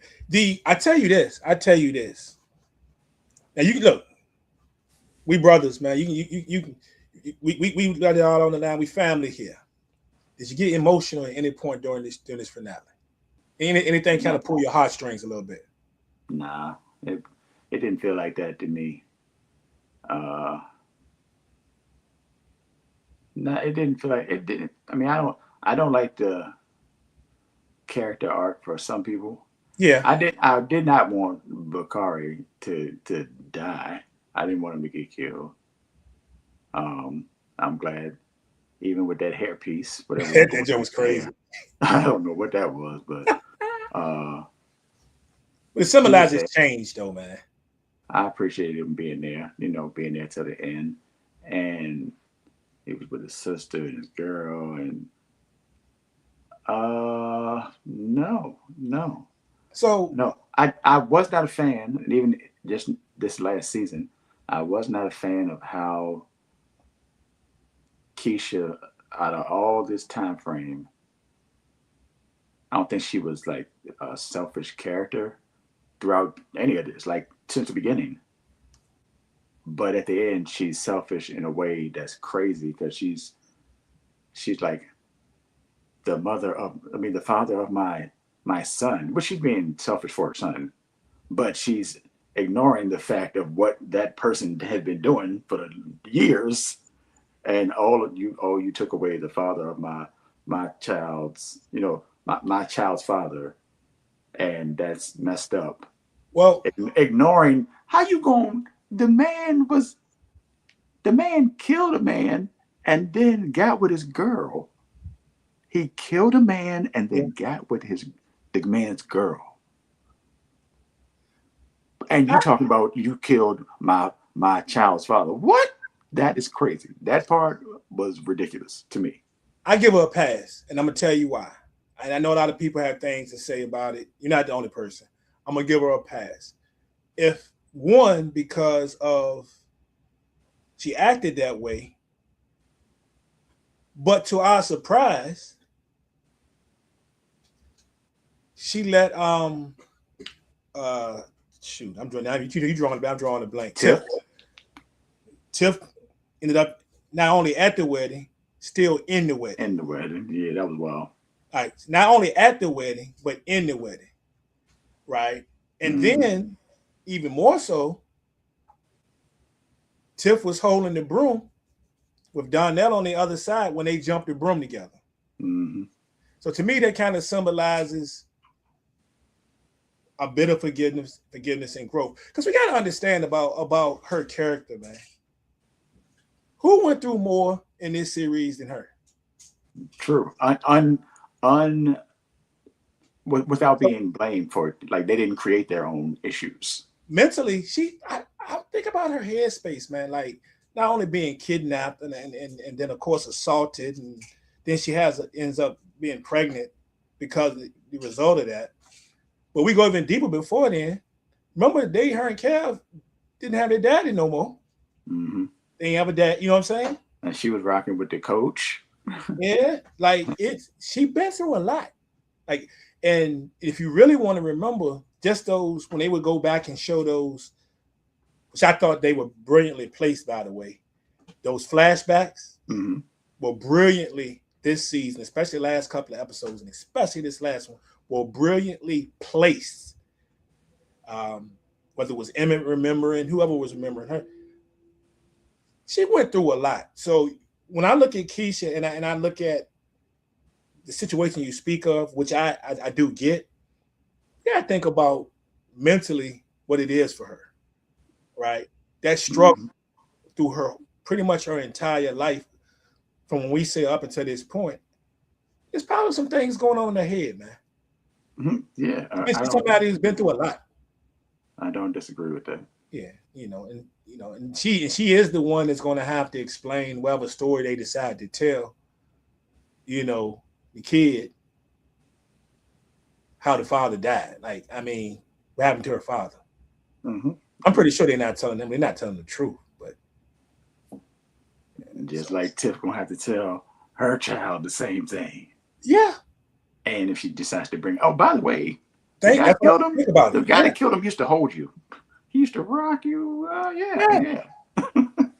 So think about it. So you just brought that up. Just think about her headspace, man. I mean, I get it. I get it. I Um, don't. I get it. But like I say, I think we got that resolution because she didn't have to let Tiff come to the wedding still. She didn't have to let Tiff be, up there with her with the bridesmaid. She had to do any of that. So she realized it, man. And I think the growth was there too, that if nothing else, I got to do this for our kids. The kids are their brothers, man. So they're gonna have to be around each other, Mm-hmm. you know. And you can't be too hard on Tiff either, man. Because how many women honestly, go put up with a guy that's got that many kids for that many different people, right? And take them as if they were her own, love them. Oh, Several episodes we watched Keisha tell Emmett, give him advice on what she do with the kids, and even that one kid, he let him come stay with us. Matter of fact, a couple of his kids. yeah, she was the voice of reason. Yeah, so you got to think somebody who's been through a lot, man. So I'm y'all ain't got to give it. I'm giving Keisha a pass, man, on this. Emmett, man, I was shocked to find out to this point that Jacob Lattimore, even though he's been nominated, has never won an award for this show. But I'm gonna tell Mm-hmm. you something, man. Especially this last season, it's some of the finest acting I've ever seen, man. Like, how could you not root for Emmett? Jacob played that part He did. to a T. And this past couple of seasons, and definitely this season, this finale, Emmett was that dude, man. You can't do it but take your hat off to him. He was that dude, man. Yeah, he had the character growth. Yeah. The biggest span probably from the beginning to the end of the show. Oh, for sure. I think it's only one other person that I enjoyed. No, I enjoyed none of the characters as much as I enjoyed Emmett. I'm gonna tell you in a second though who my other favorite was here in a second though. But couple of quick things. We talked about a Tiff appearing at the wedding. Um, I thought it was touching when they had. I guess there was their child when the little man was coming down with the flowers, Mm-hmm. and they had the seat up front for Jada, for Emma's mom, and he put the flower in the seat with her picture. Yeah. I thought that was tough.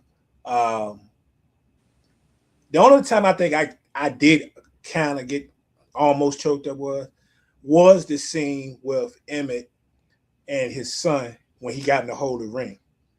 When he said, "I love you, Dad." Yeah, because that scene was powerful, not just because of the father-son dynamic and the growth there. And some people went over their head, but did you see who else was in the room when the little man walked out the room? Do you I don't remember? remember.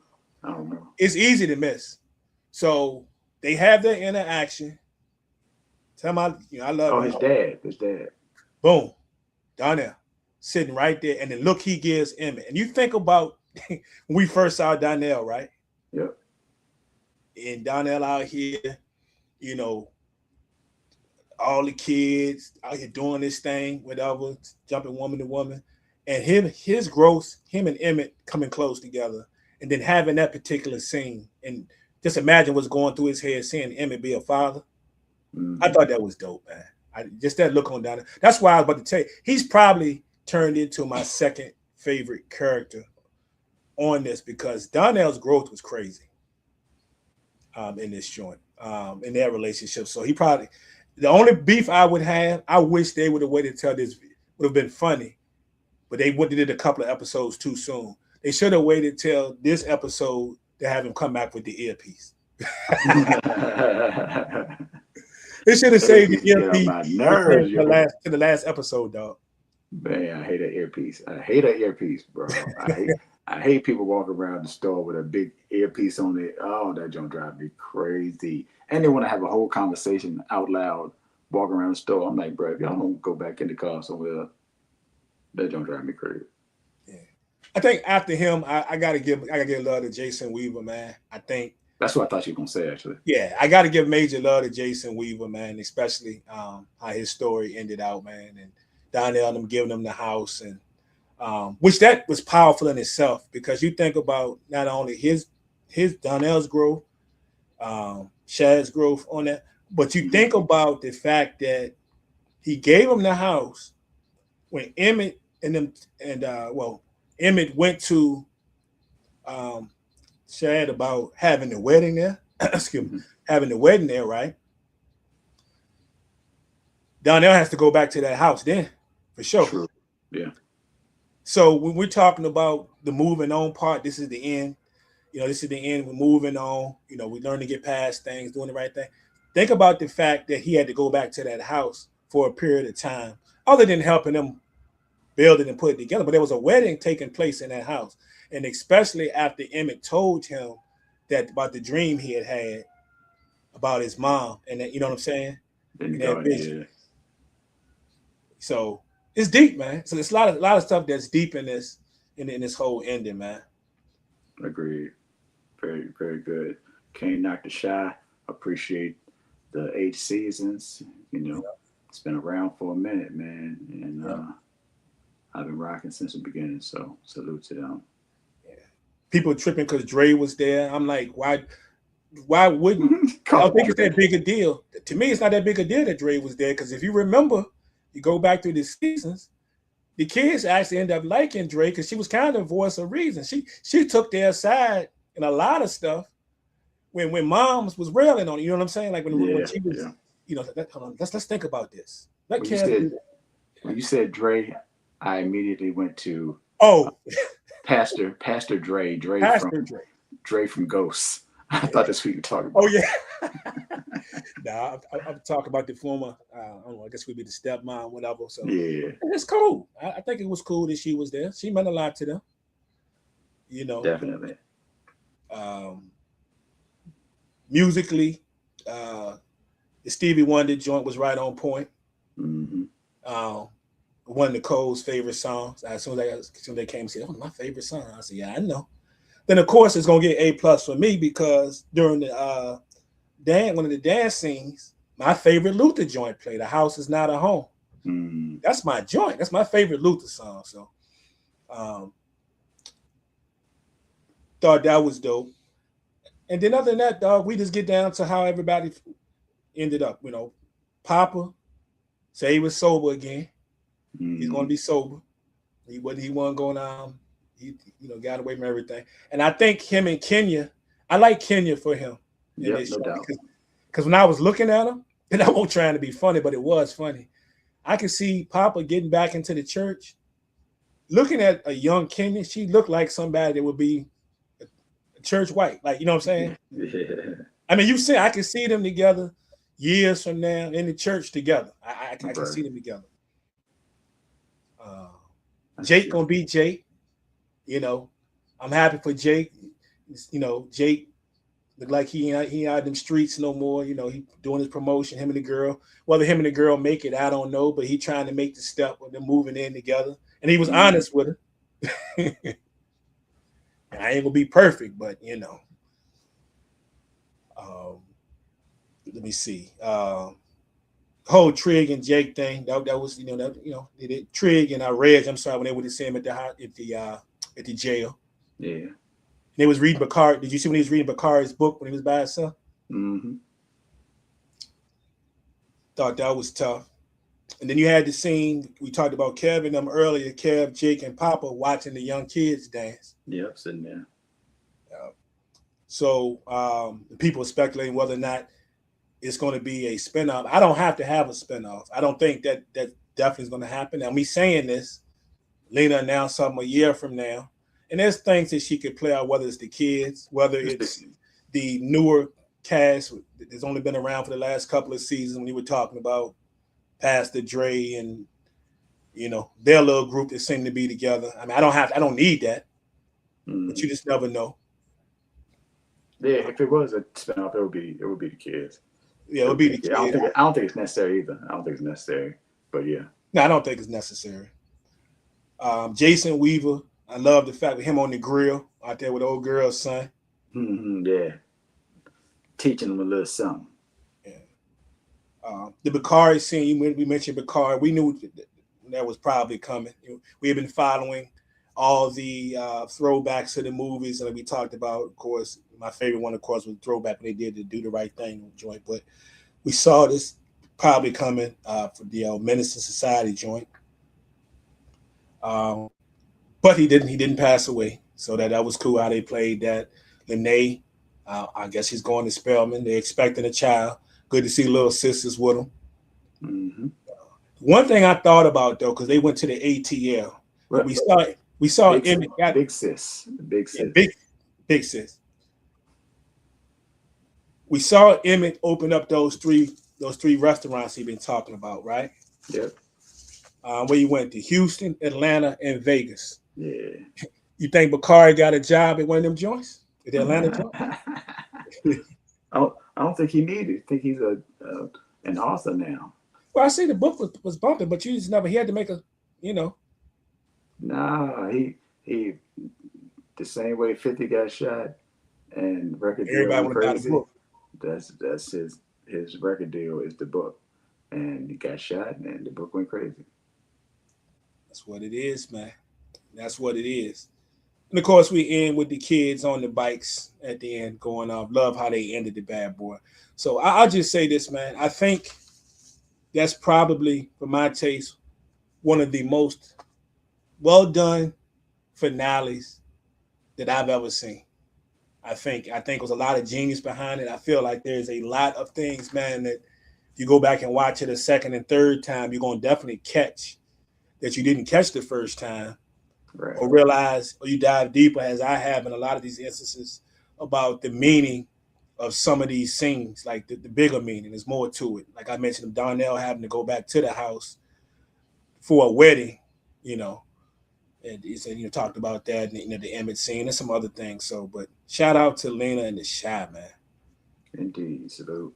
And the Shy. So I'll give it some time and I'll go back and start it again. Mm-hmm. Been 8 years, so indeed. All right. There's only one thing left, bro. There's only one thing left. We're gonna talk some hip hop. And let's dive into this hip hop thing. So we started a few weeks ago, we started doing runs. And initially, I was like, "Do I have anything this week?" I was like, "Nah, other than some hip hop news, which you've probably heard the majority of it." But you brought up De La Soul, which was an excellent, excellent, excellent subject that we can roll into. So we're gonna focus on De La and these four albums right here.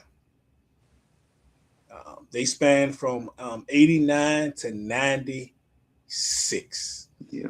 And we've had several conversations about De La here on this show, especially the fight for them to get their masters back, which they got back in 2023. Mm-hmm. So they had like a little bit of a battle, and the music got back on, these streaming platforms. Got on these streaming platforms, and here we are, man. Here we are, one of the dopest groups ever created, in my opinion. Alternative music, jazz, psychedelic. They got a psychedelic in some of their albums. It's just dope, man. But what's your thoughts on this 4 album run, man?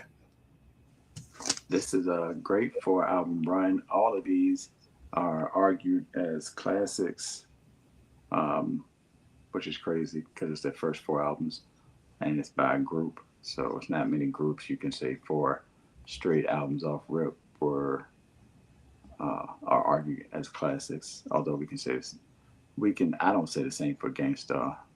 Probably go 2 through 5, but we say the same for EPMD possibly, which are groups that we've looked at before. But if you start from the beginning, first album,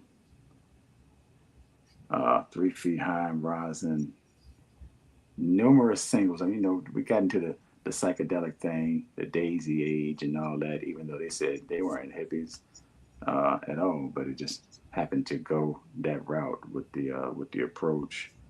and so many joints off that album, from Pie Holes in My Lawn to Say No Go to Plug Tuning to Me, Myself, and I to Buddy, and especially the Buddy with the whole native tongue family on that joint. Craziness all the way across, argued as a classic, like I mentioned. Get into De La Soul is Dead after that. That was 1991. Actually, a week before my birthday. Well, 6 days before my birthday, this album dropped.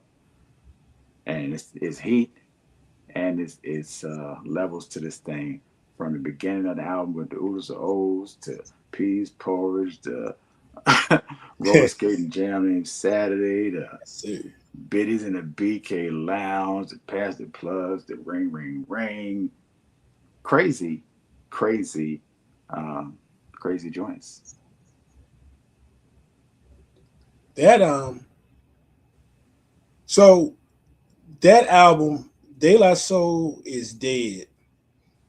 Very, very symbolic. Very important because it's one of the first albums to get 5 mics through the source. One of the first albums to get 5 mics from the source. And the album was dope. You mentioned a roller skating jam. Am I the only one who just called the song Saturday? Yeah, It's called a roller skating jam named Saturdays. Yeah. But I just call the song Saturday. You know what I'm saying? That's what it is. And that joint still, I hear that joint now. I'm like, okay, let's move a little bit. That's a joint you can appreciate whether you roller skating or not, to be honest with you. For real. You mentioned the 3 Feet and High Rising album. Also, you named all the bangers for real. A song that I like a lot more nowadays than I did when it first came out was Ain't Magic Number on that album? Yeah, I figured that's what you were gonna say. Yeah. Not that I never ever disliked it. I just was just never like on it. But then like over the years, I was like, okay, it's my joint right here. It's one of my joints right here. I'm with you. Yeah, fine. We got 93. We got Balloon Mind State. Yeah, and that joint dropped the day before my wife's birthday. Word. That's dope. Yeah. And what we got on that? I think my 2 favorites, Break of Dawn is fire to this day. But I think my 2 favorites beyond that was probably Patty Do, Recipe Guru, and I Am I Be. I think I mentioned both of those one time before. I Am I Be is one of my favorite De La Soul songs, period. Yeah, I Am I Be. They I love that album too because I'm not gonna tell you I'm the biggest jazz head out there. I do listen to some jazz and I love hip hop artists that incorporate jazz. Right. That's what made Mary B and Rakim so dope in the early years. But very familiar with Maceo Parker though. Maceo Parker, a well-known saxophone player doing black jazz. He's been on a lot of stuff, man. And I think he's still alive. I believe he's got to be in his 80s now. But Maceo Parker is like one of them dudes. You talk to jazz folks, and they talk about their favorite people that play the horns or saxophones. They talk about Maceo Parker. Maceo Parker, he's on maybe like 2-3 joints on there. So they got him doing this thing. So I love how they tapped into the jazz aspect on that album. Yep. And then the legendary Stakes is High, who just turned 30, by the way, this month. That's 30 crazy times, man. And this was the first joint that initially they talk about didn't really have a lot of hands-on Prince Paul, because those first 3, Prince Paul was out there doing this thing. Prince Paul. But this is the album, of course, whereas we had JD or Jay Dilla. Yep. We had Dilla, Skeff, Anselm. De La did some production on this joint. And they came out with the joint, Stakes is High, another joint that still bangs. I talked about Public Enemy and that whole Marvin Gaye situation on our last show. So Stakes is High got that Marvin Gaye type feel too, and he talking about a lot of what's going on in the music industry, outside the music industry, just what's going on, period. Pitfalls, things you got to look out for. But then the business with Common, And of course, I love Big Brother with Big Brother Most Def beat as with well. most death. Super MC, Whatever happened to the MC? MCs. Yeah, so Yeah, all them joints. Damn it. Hey, hey, hey.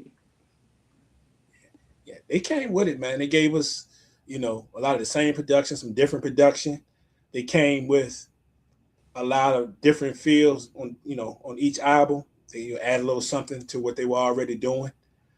And what's crazy is if you look at these album covers, are so unique, and they were doing these albums, man, especially um, in all of these years, really. But you think about some of the album covers that were out there when people were aiming for something different. You Mm-hmm. know, 89, like when 3 Feet came out, you had what KRS One, By All Means Necessary. Look, nothing like these. We got my man standing there with the little Uzi or whatever in his hand in that joint. Ice T came out. He was, we was in the middle in a high political state. He had the Iceberg, the freedom of speech joint. You know what that joint looked like. Mm-hmm. Or you had people posing on their album covers. Was it 80? When did was it 89 that Walk with a Panther came out? You know what I'm saying? Like Would have been 89. I think it was 89. Um, we jump in 91. What's that? De La Soul is Dead. And you think about what was happening then, especially with the vibe of these albums. They stayed on their own vibe because you had what Cypress Hill, which is my joint. They out here talking about I'm a killer man. You know what I'm saying? Like you Right. had the vibe there. You had Ice Cube and Death Certificate. We had a darker feel on. We talked about PE Apocalypse '91. Can't trust it. Shut them down. Totally different feel. They stayed true, and they expressed not only through their music but through these the meanings on these album covers too. So I thought it was dope. Yeah. One thing, then just throw this in. 88, 88 was by all means necessary, and then 89 was ghetto music, blueprint of hip hop. Okay, yeah, but still that same that time. If we look at even Yeah, the people yeah, that came before them, it was '88. You're right, but yeah, even the album that might have came out a year or so before. You look at what the albums, the symbolism and stuff on the front of the album covers. no doubt, no Yeah, doubt. they went a little different. Yes. Yeah, love De La Soul. Salute. Rest in peace, Dave. Thank you, Dave. Salute Prince Paul for all the work he did with De La. And of course, shout out to Maceo and Paz.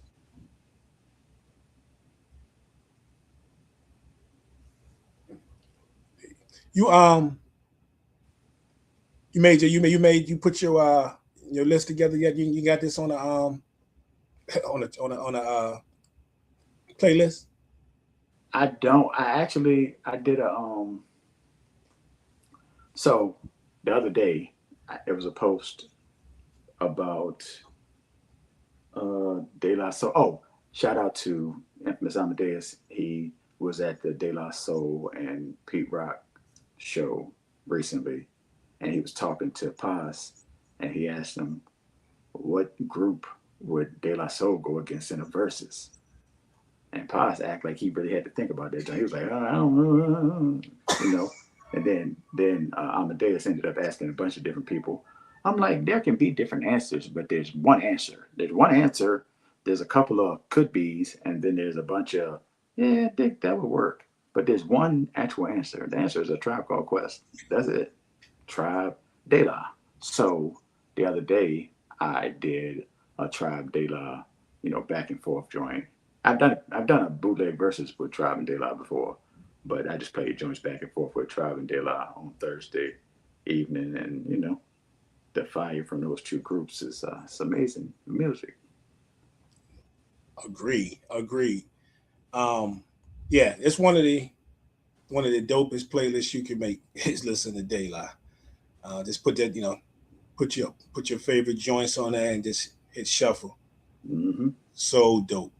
Um, I've been spinning them joints my playlist for a minute, man. Matter of fact, I'm probably gonna spin it again today. So shout out to Daylight, man. One of the dopest 4 album runs ever. for sure. All right. Only other thing I got, man, and I don't know if there's anything you want to throw in on hip hop news. You probably heard of most of this, but we know Kane is on his last album. Kane is say he's making one last album. And from what I'm reading, they say that Busta's supposed to be on that joint, Conway and Anthony Hamilton. It's called Curtain Call, and it's supposed to hit in September.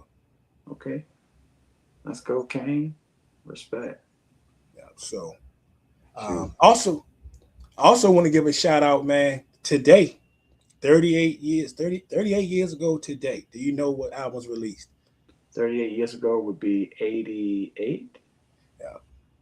It's not regarded as this group's best album, but it's got at least one of it's regarded as one of their best singles. And I give you a hint. It's got one of my favorite. I don't even know if it's 16, but 16 or more verses of all time. 88. So much stuff that came out of 88. I have no idea. I'd just be running through albums from 88. I don't have any clue what came out today. Follow the Leader. Ah. Today's anniversary. 38 years. Wow. By Eric B. and Rakim. And of course, I was referencing Lyrics of Fury. When I mentioned one of my favorite verses of all time. Yeah, so. And very interesting because Rakim just dropped a song off of his new project. He has an album coming with Corrupt and Master Killer, but he just dropped his first solo album or his first solo song in I don't know how many years it was, but that joint just dropped just last week, just the other day. So salute Rakim. Yeah, that joint, salute him for sure. That joint's the album's supposed to feature where you got Snoop supposed to be on there, Raekwon, Killer Sin, Buckshot, Trigger the Gambler. Yo, oh wow. KRS-One, Cool G Rap. They might want to let Trigger the Gambler go. Cut him off the album. You think you need to be on there? Do you not know? You know Trigger used to live around here? I didn't. You know Trigger was on the run? You know what? Funny you said that. You know how people tell you things and you never thought about it anymore till somebody mentioned it? Now that you mention it, I do remember somebody saying that Trigger did live around here. I would have never thought about that again, though. I would have never thought about it. He lived around here. He was on the run for something that you do not want to be associated with. Gotcha. So got you. And now it's starting to come back to me. I would have never thought about that again, ever. Yeah. They didn't mention he's supposed to be on the album. Along with KRS-One and Cool G Raps. I don't know how many spitting verses who might be speaking, but sounds like it's gonna be some of everybody on this record. Let's go. I'm with it. And the last thing I got, of course, would be your boy Expected Deck is back. Yeah. Expected Deck's dropping a joint. It's supposed to be August the 7th. I think it's called Dragon's Breath. And Ray and Capadonna supposed to be on that joint. I saw Ransom and my man Sky Zoo. I know AJ, Alvin gonna love that. Supposed to be on that joint. Also his group, what was it, Czarface? Czarface, yeah. Yeah, Czarface supposed to be on that joint. So we'll see Esoteric and 7L on that. So very interesting. And shout out to Bay God. Bay God is on that joint. I met her 2 weekends ago when I was out in Sacramento. She rocked at the at Sound Wars. She's on one of Dex songs. And this past Friday, Tash dropped an EP, Catastrophe, from the Licks. I didn't know. And she's on one of his songs. What? And she shot the video for him as well. Yeah. I met her 2 weeks ago. So that's pretty dope. Indeed. So look out for that. I also saw, and I can't find it now, I saw that, so that's going to be busy because that joint drops on the 7th and this group Czarface, they dropping on the 28th. They dropping the album on the 28th. So that's going to be busy. He's going to have a nice album. The joint's called Czarface meets Frankie Pulitzer. Everybody back outside. I love it. I love it So Deck is gonna be a busy man. Shout out to Deck. for sure. All right, so that's all I got. You got anything? Wednesday night, B side for Wednesday at 7.